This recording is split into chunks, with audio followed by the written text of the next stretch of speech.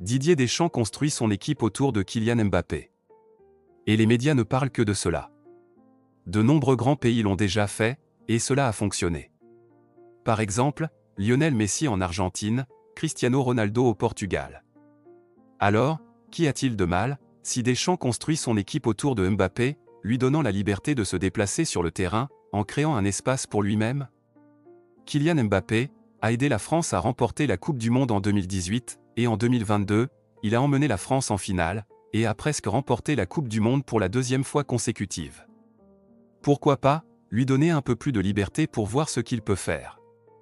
La plupart des gens et des médias condamnent cette action de Deschamps et attendent qu'elle échoue, mais si cela fonctionne maintenant, ils seront les premiers à le féliciter.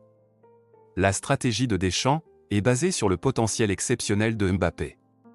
Comme Messi et Ronaldo, Mbappé a montré qu'il peut changer le cours d'un match à lui seul. En lui donnant plus de liberté, Deschamps espère exploiter pleinement les compétences de son joueur vedette. Et lui accorder plus de liberté pourrait libérer son potentiel créatif et offensif.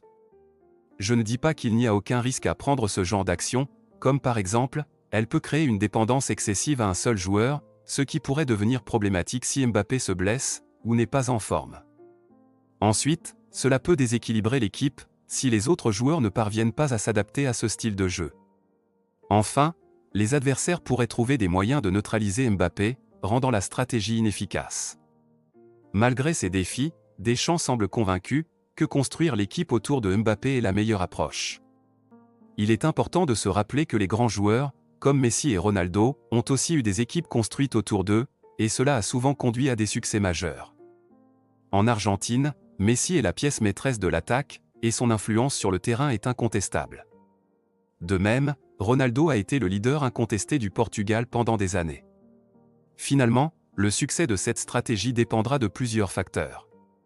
La forme et la condition physique de Mbappé, l'adaptabilité de ses coéquipiers, et la capacité de Deschamps à ajuster ses tactiques en fonction des circonstances.